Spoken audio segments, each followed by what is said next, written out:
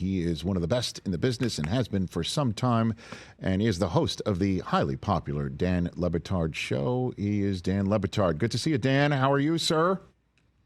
Rich, good seeing you. Always good seeing you. Thank you for having me on your program. It is a pleasure to have you, sir. We've had quite the day already so far, and you now just help raise the roof a little bit. So let me just jump into it here, because Tua doesn't do this very much. He doesn't sit down. He doesn't do one-on-ones. Walk me through the process and him sitting down with you and getting him comfortable. You must have known him, obviously, for some time, but I'll just throw that out to you. The first time I talked to him, we did a corporate event together, and that was like taking a tire iron to his mouth and trying to get an hour's worth of content out of him, because he was just out of college and he was guarded and he was a kid, and he wasn't an adult the way that he is now with job security, with children. And so from the moment that he sat down, it's a Tua I hadn't heard before. I've talked to him a couple of times, but he wasn't guarded at all. He wasn't careful. In fact, seeing him in that clip with you, that's as relaxed as I'd seen him. And that was still a kid, right? You were still talking to somebody who was a little more fresh-faced than the guy that we got a hold of. But you can imagine, Rich, right? 2 years in the league, feeling like your coach isn't actually isn't backing you when you have a bad offensive line, you've got no separation from your receivers, you're going to grow up fast. He is, and this is hard for me to say, Rich, I can't believe I'm saying it, as polarizing an athlete as I've seen outside of LeBron James in South Florida. And my history here, 35 years, and it's super bizarre because he's decent. He's not controversial, but the whole sport has changed so much. The people analyzing the measurements on what people are worth are changing. And so it's just been fascinating to see him become a polarizing figure when, you know this, he's not a polarizing figure. No, not at all. I mean, he's actually a delight to talk to. And he's a good people. He's a good human. But, you know, our sports world, narratives get formed and they're tough to shake. And him coming into the league injured, basically, right?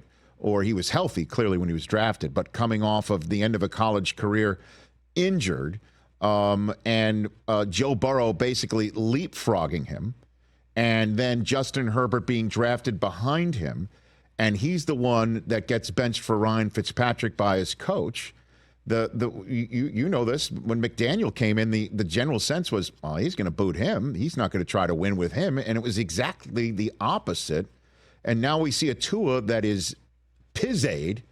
And maybe that's the guy that showed up. He's now got the ultimate respect of being completely paid. And I think maybe that's why you saw that Tua sitting on your couch, Dan. You know? It can be all of it, right? Sure, job security, financial security, that is the ultimate guaranteed belief. You see the difference, Rich, between and how quickly these things can happen in that sport, particularly when the power goes from Brian Flores when he had it, how he behaved, to what it becomes when Tua's got the power and how Brian Flores has to react to it. That's a pretty seismic shift, right? I think that what we have seen this offseason, Rich, I mean, it can't be talked about enough. The best coach any of us have ever known is unemployed. He had to do multiple interviews with the Atlanta Falcons because whatever it is he was doing is not something that's wanted at present in this league. He's got a whole lot of disciples who have tried to do it his way.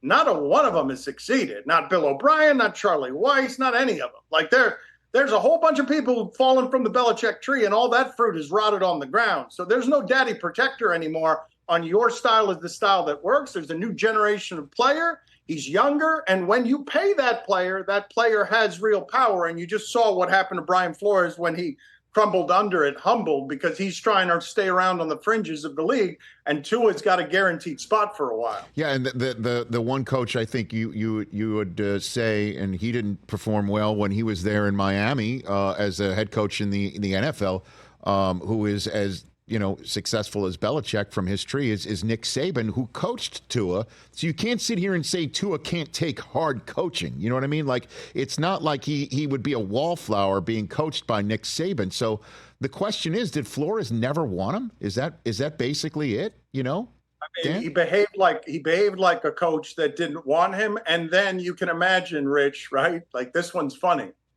Let's think about what Brian Flores' reference point was for quarterback play. Yeah, right. Let's think about, what's he comparing it to? He's got his first job and he's coming out of, okay, I've had Tom Brady, running the Patriots for 20 years. Like, that's what it's supposed to look like, right? It's supposed to look like Tom Brady looks. Well, this doesn't look like Tom Brady looks. So I understand why the pressure would make it so that Flores would think, as a defensive coach, well, I'm doing everything I can.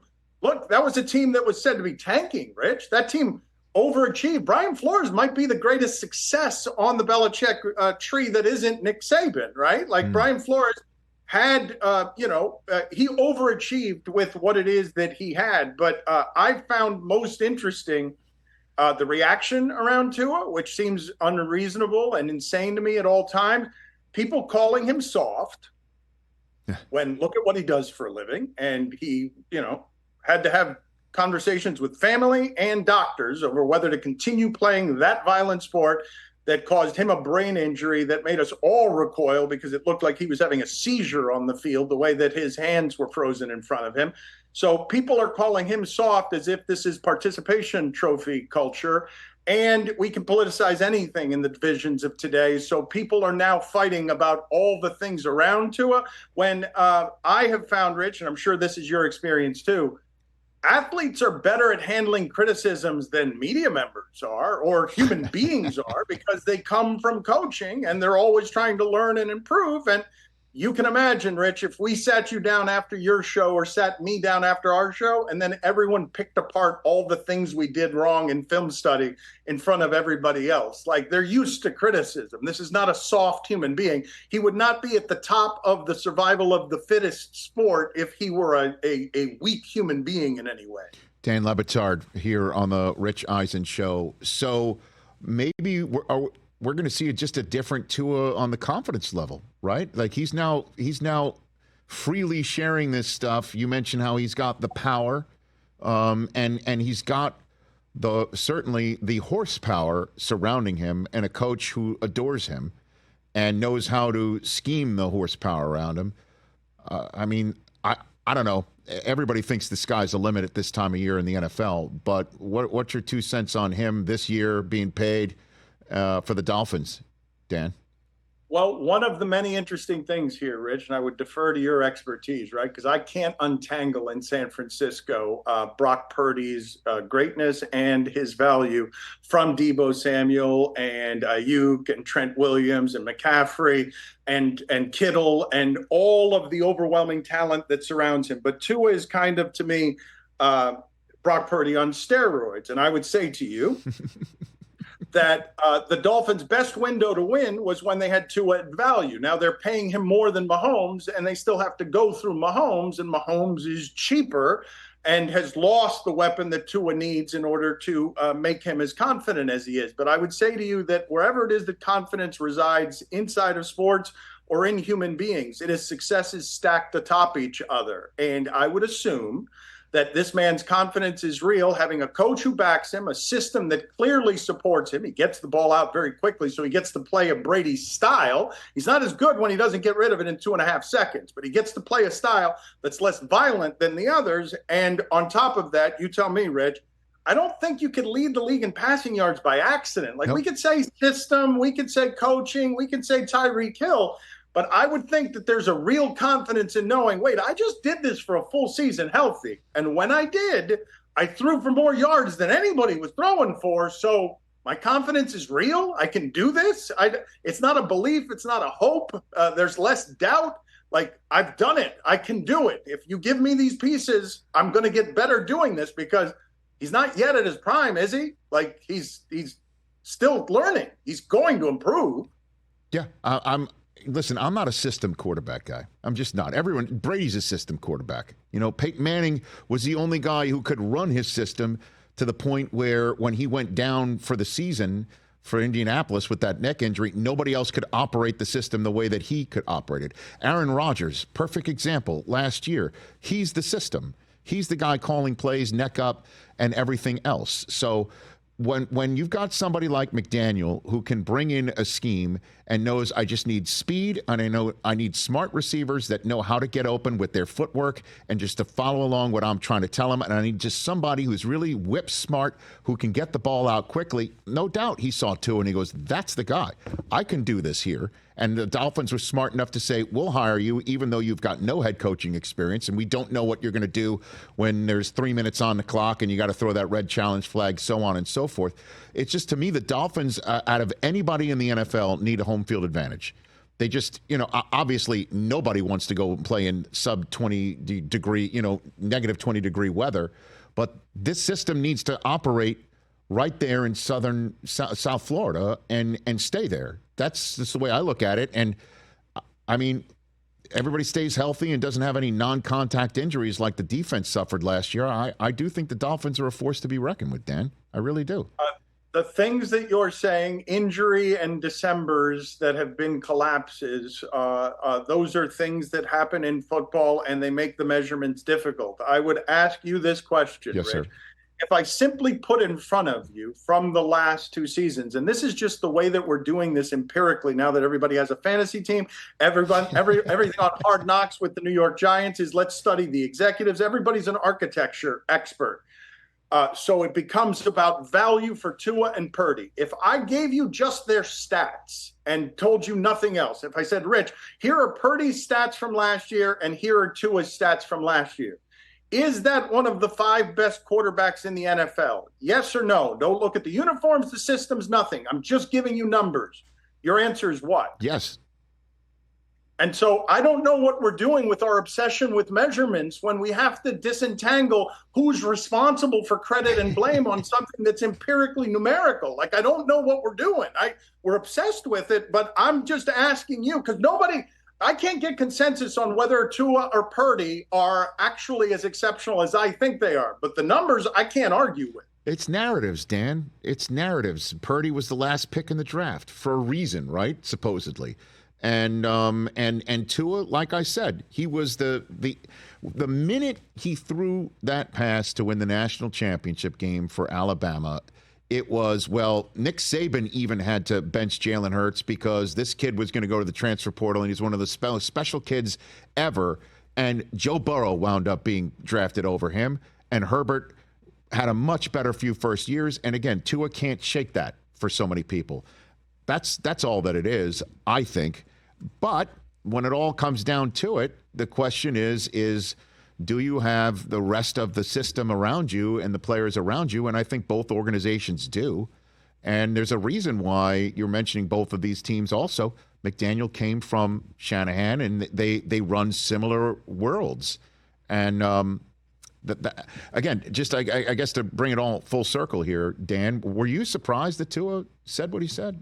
I mean, and so I was because I'm expecting a quarterback at any point in my lifetime doesn't bring or welcome or invite those headlines around the locker room. The quarterback position, hell, I've seen this for so long down here, Rich. You have to understand the power struggle at the top of the Dolphin organization. As soon as Jimmy Johnson got here, he wanted to run off Dan Marino. He had a problem doing it. He could not do it because there was a quarterback coach power struggle. So for Tua to be as careful as he's been his entire career, because he has not been a scintillating interview. What I just saw at the beginning from you, at the beginning from the Super Bowl, is as good as I've heard Tua in other circumstances. He's pretty careful, and that position is also careful. So we don't have a lot of going after active coaches right before a season. So, yeah, I was surprised by all of it. But it wasn't just that, Rich. It was the entire 20 minutes. Like, this was a confident human being. This was not a person who was being guarded. I'm telling you that the other times I've talked to Tua,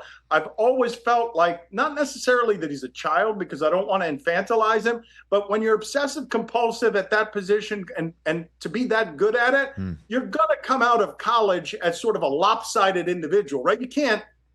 It's hard to be a fully formed adult coming out of college when you've had to get to the top of that and some of the other things that are adulthood you can put off to the side. I was talking to a very confident adult. That was not bluster. Now, you can say it's the contract. You can say it's the numbers he's put up. You can say it's the growth through the fire of 2 years of hell when your coach doesn't support you and you think your dreams are going to collapse because your receivers can't get open and your offensive line stinks. Like, I don't know what it was, but I'm telling you, that's somebody I haven't heard before. I have talked to him a number of times. That relaxed is not something I've seen before. Oh, it was awesome, Dan. And I appreciate you joining us. Before I let you go, let's get to the most important question. Is Stu Gotts still accusing me of stealing his dumb ideas, Dan? Well, he'd be furious to hear that you introduced me as the host of the Dan Lebatard Show. Yeah, with Stu Gotts. Dan Lebatard Show with Stu Gotts. I did that purposely. You knew what you were doing. Dan, purposeful. That was on purpose. See, you cut him, and then you object. You're passive aggressive about why would he be mad at me? I didn't. No. You don't know. By the way, this is not a process question. This is a yes or no. Is he still accusing me of stealing dumb ideas that I would never know was coming out of his mouth in the first place, Dan? Is that happening or not? He hasn't done it in a while. No, he has not done it in a while. But I think he's afraid of you because you lashed out. You lashed out, and he's just afraid of your razor, your talents. No, I'm a nice guy. I wouldn't do that to him. So, all right, good to know. Tell him I said hi. I will pass it along. All right, that's Dan Lebatard, the host of the Dan Lebatard Show with Stu Gotts. Very good. It hurt you to do it. Just a little piece of me died. Yeah. Thank you. Thanks, Dan. Take care of yourself, sir. There he goes. There's Dan Lebatard. Heading off. Too good. That would assume Stu Gotts showed up to work. He doesn't show up? Is he like me? I mean, a lot of controversy on that show. Lots going on. Okay. Lots going on. Oops, okay. Long-time listener, first-time callers. Yeah. Catch the Rich Eisen Show every single day on the Roku channel, 12 to 3 Eastern, for free.